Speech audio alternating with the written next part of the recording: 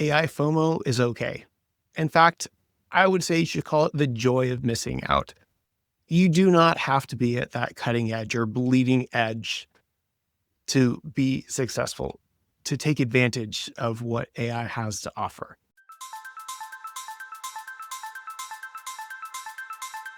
Is AI living up to the hype?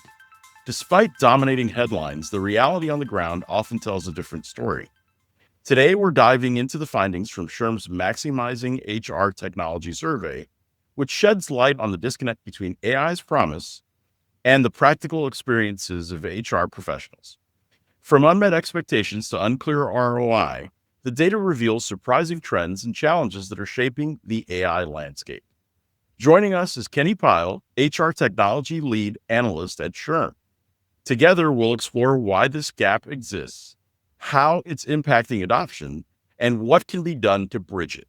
Thanks, Alex. It's great to be here. You know, Kenny, you've been a member of the SHRM Thought Leadership Team for almost a year now, and I'm always enthused by new data that you bring forth, new kind of insights that you share broadly. You and Cal on our team really do a fantastic job in terms of understanding what it is that's going on in the world of tech.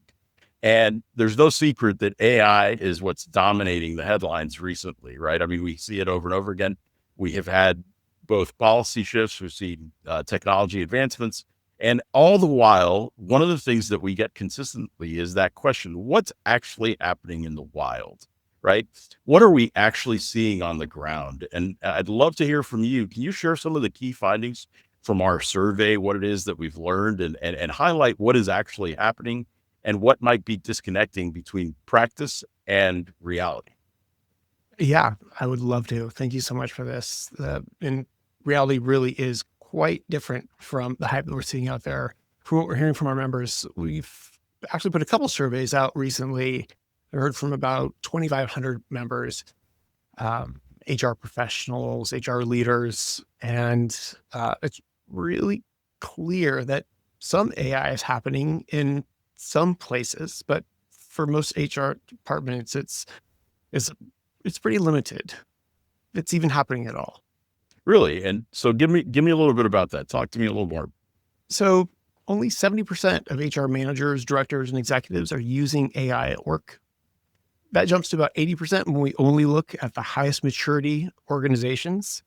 But that's still a long way from the ubiquity that I think the media is making it out to be. Of those who do use AI at work, 16% use it monthly, 41% just use it weekly, 28% use it daily, and only 10% are using it more than once a day. Fascinating. I am intrigued by that. And when we say talking about using AI, do you have any thoughts on what kind of is leading to this disconnect? What is it that's really driving the kind of the hype cycle, but then also what that reality is? And what does it mean to you? You're our lead analyst in this space. I'd love to hear your thoughts around what's really leading to this. I think it's a timeline disconnect more than anything. One of my favorite lines when talking about technology adoption is Amara's law, where we tend to overestimate the effects of technology in the short run and underestimate the effect in the long run. There have been so many AI advancements lately, over the past decade, obviously, in the past couple of years in particular. I think we're probably going to end up using most of them in some form or another. But even something as powerful as AI, as transformative as AI, we're not going to get an instant universal adoption. So I really think it's that timeline that is the disconnect between what people think is happening and what we're actually seeing. Are we seeing adoption of some kind of tools that are more common than others? For instance, I'm this about me, Kenny, being my teammate at SHRM. I am an avid ChatGPT user. I'm at the point where I'm no longer building assistants. Now I'm trying to build APIs and different things like that. I'd love to hear from you. What is it that you're seeing? Which ones are the ones that people are adopting, and how are they using them in particular? Yeah, so we were asking people just recently about their core HR systems and what are they using in that. How many of them are using AI in those systems. And actually, I had to double check the data because I was so shocked. Only 14% have AI in their core system and are using it. And the ones who are using it are mostly using it to improve job postings or use chat just to access it, basic or additional features that were already part of their system. So it's there. I'm sure we're using a lot of uh, generative AI, chatting, doing some brainstorming. But when it comes to using in official systems, it's just a long, long way from approaching mainstream. That's fascinating to me because even that 14% that you're talking about, right? I envision a world where most HCMs, most HRISs are actually doing a great job of building in some embedded assistance in some way, right? Or some form of AI agentry that is going to make things a lot easier. You know, in my mind, I wake up and I immediately think of something like a workday having a tool that anticipates the fact that I have a need to fill out some job descriptions and pulls all the things that I need to create that job description. Is that just not reality? It's not right now. No, there might be some AI that is embedded and our response, our users just aren't noticing while they're using it. But when it comes to those, like you mentioned a suggestion, please, take some time to work on these job postings. Here's some examples. That's just not happening. We're not seeing it. In fact, only 57% of people said they even had AI embedded in their systems. Of those that did have it, only a third of them are choosing to use it. So the disconnect between it's everywhere, everybody's using AI, to only half the people actually have it, and maybe two-thirds of those don't want to pay for it, or there's security concerns that are preventing them from using it. It's a pretty big gap from what most people are thinking and hearing these days. So, what were the most surprising or kind of pronounced trends that you saw in the data? What is it that kind of made you, think, "Oh, good, I didn't expect to see that in any way, shape, or form." I know you and your team are very curious about what things are popping up in that space that are new. I'd love to hear from you. What is it that are those trends, patterns that are really standing out? Yeah, again, the biggest trend is just that there is not the adoption that is coming through. Uh, we've heard that uh, about 60% of the organizations that responded to a survey described their organization as being limited when it comes to their AI exposure. Only 17% described that as widespread. Now, if we look, we're able to segment between your high maturity, your average maturity, and your low maturity organizations. And for the high maturity organizations, that number jumps from 17 to just 25% for being widespread. While the lower organizations, that's 8%. That's kind of surprising. Um, Less than half of the organizations believe that their organization has displayed a real commitment to invest in upskilling within AI in the HR department. So I think we're seeing a hesitant world emerging. We're seeing that it's there, people know about it. We're still just dipping our toe into things. I think about some of our own data actually that comes through over the course of time, and you and others on the team have really played a key role in kind of delivering this message. And you hit upon something there that really stood out to me. One was this notion of the disconnect that exists between the desire to have AI and implement AI and the ability to train it, and more importantly to upskill or skill people to use it in ways that that makes them really productive or more productive than what they currently are, right? One thing that stands out to me is I always, this team knows this. I'm an avid TikTok kind of. I end my day with doom scrolling and all those things, right? And one of the things that stands out to me is I always get that ad that is learn, how to use 30 different AI tools in 30 days, right? Just give us 19 minutes a day and we'll figure out how to do that. What is it that you think employers are struggling with when it comes to developing those skills, right? I think about our data, for instance. We see that working Americans are interested in learning AI as much as possible. We had our recent report on older workers and with the SHRM Foundation. And one of the things that stood out was 60% of older workers are interested in upskilling. And when asked what they want to upskill in, it's AI. What do you think is causing that disconnect? I think a big part of that disconnect is that companies are not entirely sure where their AI roadmap is going.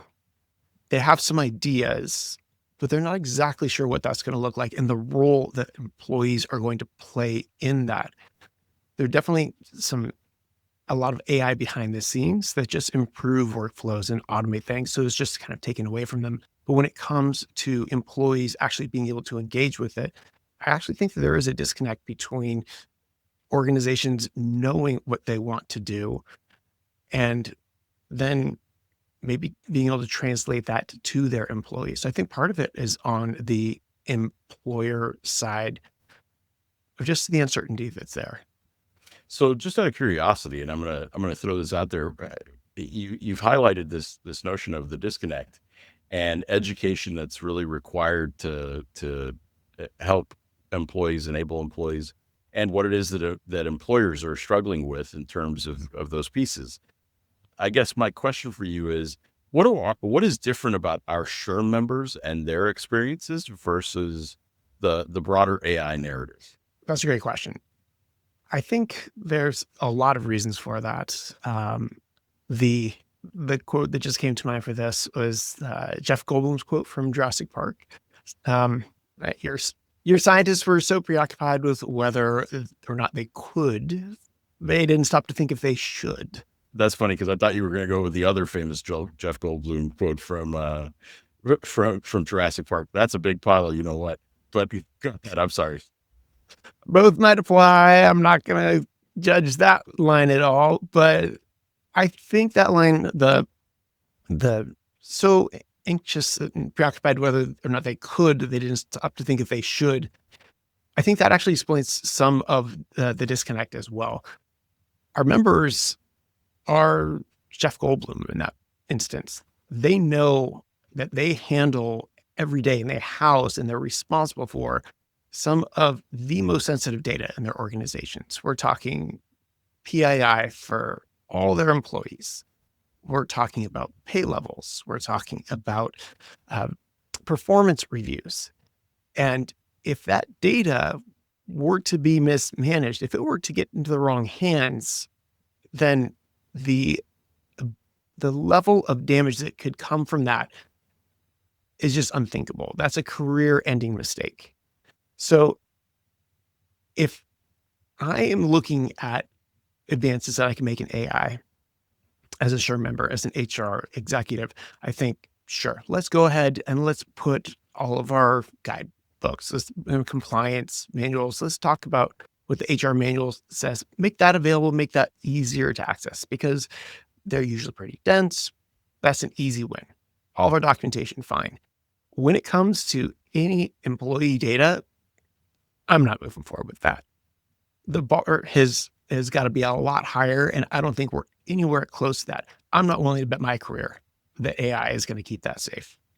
So you think that some of the question is really that issue of should we do this, and more importantly, what are the security barriers that might actually exist with this, right? And that's a fair point. I think about I myself, just having launched a couple different businesses within SHRM, think about how that member information is really being used, and always think about exactly that very thing. Plus, throughout my career in HR, when I was a safety trainer and responsible for L&D operations at a cargo airline, I remember specifically thinking about how important it was to keep that information intact, even if we were introducing a new system that helped us analyze what the patterns were in terms of safety incidents, right? And so I always keep that in the back of my mind. I think back to what it is that it was like as an professional myself, and trying to make sure that I was making good decisions.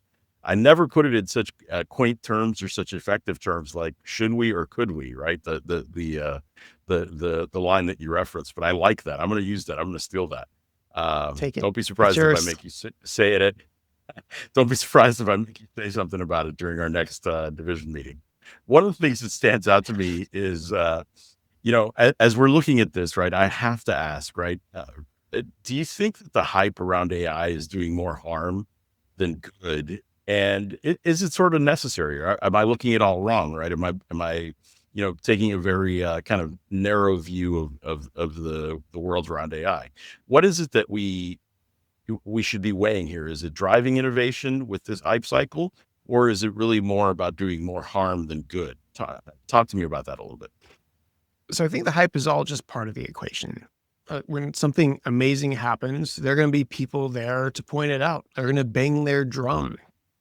That's a really valuable moment. They're sending out this signal, and people who tend to send those signals, maybe they put their thumb on the scale a little bit and they make the signal sound a little bit better, and more people start beating their drum in unison, the more that hype starts to build. And that's fine though, because what they're doing is they're giving our eyeballs, which are very limited in what we can actually consume, they're demanding that we come and look at this because this is important. This is a big change. This is very exciting or dangerous or scary or whatever that is. They are driving that message, and they've done a fantastic job with that. We're good on that front. They are creating that valuable signal, but with that signal comes a lot of hype noise.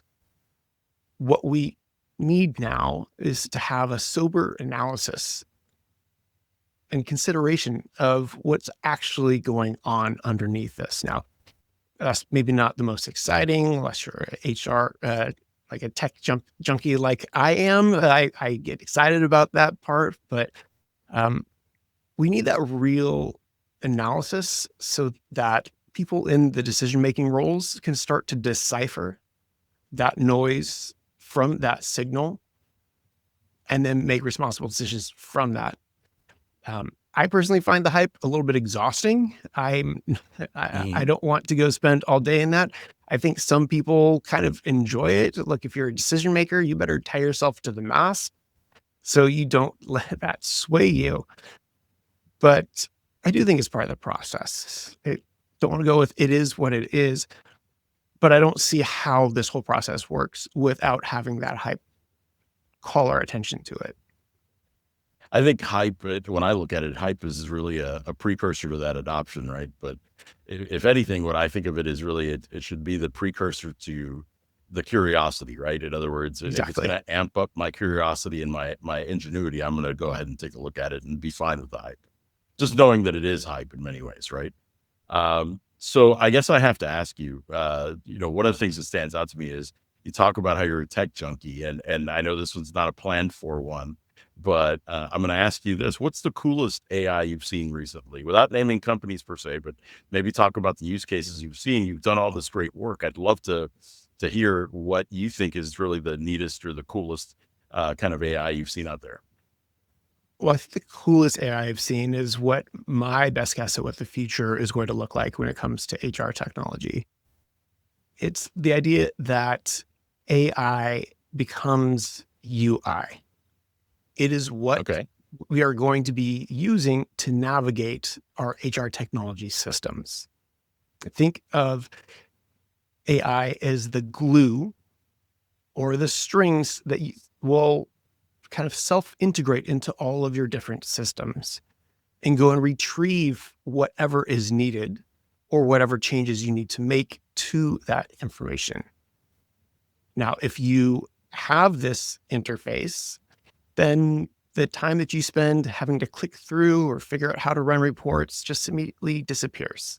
One of the most frustrating parts about using HR technology will be getting the syntax right for the right report that you want to run. If you can do that through natural language requests and you don't have to dive into one system or possibly into a couple to get what you need, I feel like that's the future and that's where things are headed.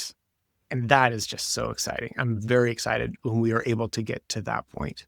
Still a ways to go, but there are definitely companies who are starting to go down this road and having some great initial results. I think about this in large part because you raise a great point, and obviously we remember the days of interoperability of systems, right?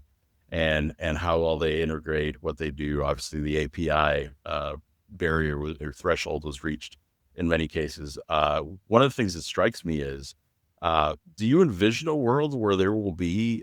You talked about it as UI.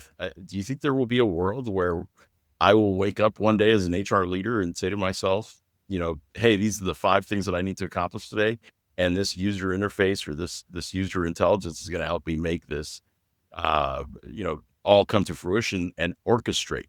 Do you think that orchestration is really the next layer that we're going to see? I think so. We're going to have to get a ways there when it comes to the technology and also the human trust, because when you have a bunch of steps that need to be carried out, you need to make sure that each one is done properly, or you're just compounding for a decision on top of another one and another one. There's this great experiment I saw where someone took a picture of the rock and asked the AI just to replicate it over and over. And one small error popped in there, and it kind of kept going and going. And kind of like the telephone game, it soon became unrecognizable.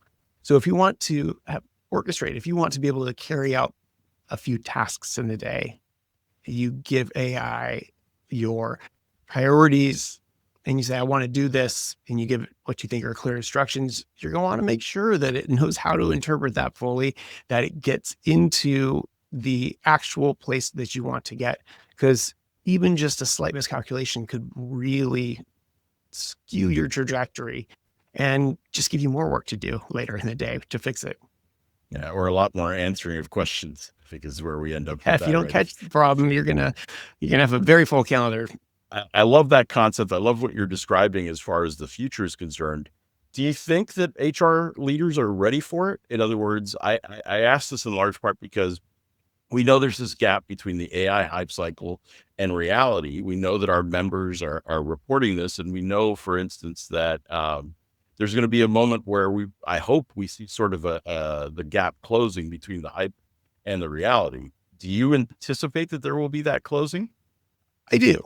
I think it just comes down to education. It comes down to experience. It comes down to getting a more nuanced understanding of where the gaps are, of the types of questions that we need to be asking. I think that gap naturally closes the more you learn. It also, the hype is going to decrease because you're just not going to get away with trying to make headlines that are going to be very quickly identified as being a bit outrageous. So there's a natural tendency for that to kind of converge. Um, I think one of the best things we can do, though, to help that is really it's through what the audience is doing here. You have a great audience that wants to come and hear a bit of that geeky, nuanced information. That's going to give them the ability to every day slightly improve their filter, slightly improve that lens with which they look at the world around them. They're going to carry that with them personally. They're going to carry that into work. And so when someone starts to talk about a concept, an idea, pitch them a AI solution for something, they're going to be that much more refined in the way that they evaluate that. And the more that we continue that, the less room there is for hype. The more room is taken up by understanding hype just doesn't have a seat at that table. So the more we can continue this development that we're doing, the more this audience, fantastic audience, can come and listen to different perspectives and build that muscle and build that lens, then that's just going to show hype the door.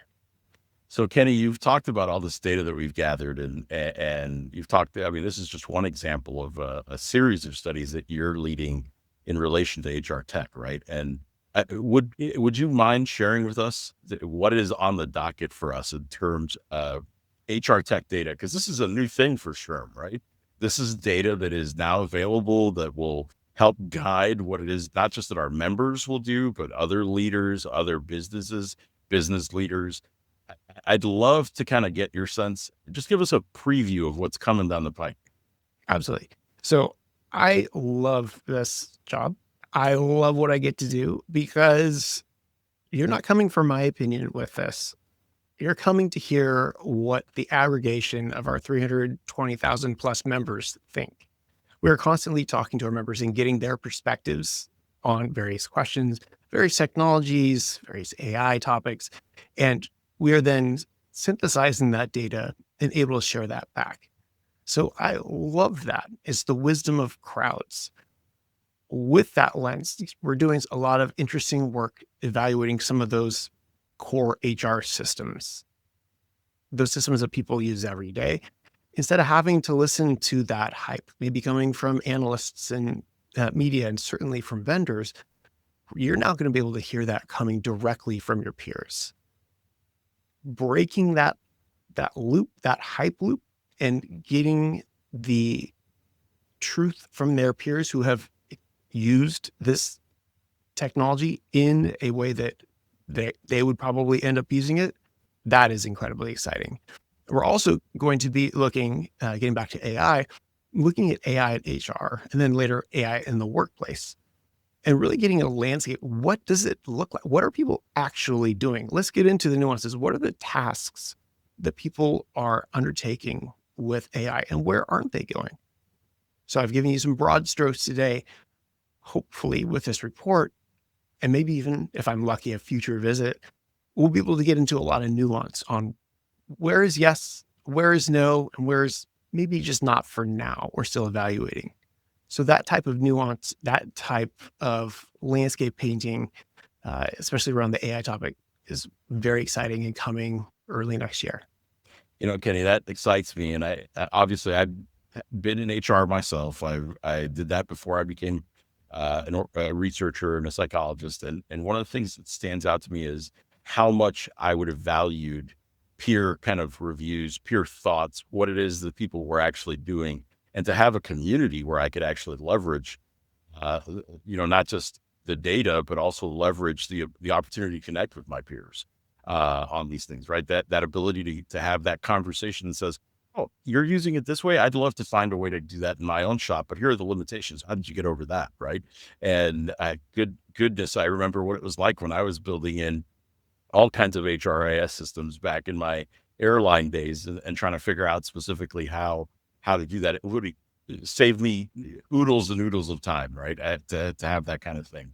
I am so grateful to you that you're, helping build this. I will give you our final question here because everybody knows you come onto this podcast, and whether it's Nicole or me, we're going to go ahead and hit you with the final question, which is, if you could give one piece of advice to organizations or even CHROs, right? And really those CHROs that are navigating the AI landscape, what's that one thing that you would shed light on in the survey? Or what is it that is that one piece of advice you give? And I've seen you do this with Fortune 100 CHROs. So I'd love to kind of share some of that wisdom, if you will. Absolutely. My one piece of advice would be that AI FOMO is okay. In fact, I would say you should call it the joy of missing out. You do not have to be at that cutting edge or bleeding edge to be successful, to take advantage of what AI has to offer. Being patient, being thoughtful, trying to truly understand that signal through all of the noise that we're facing. It's what your peers are doing.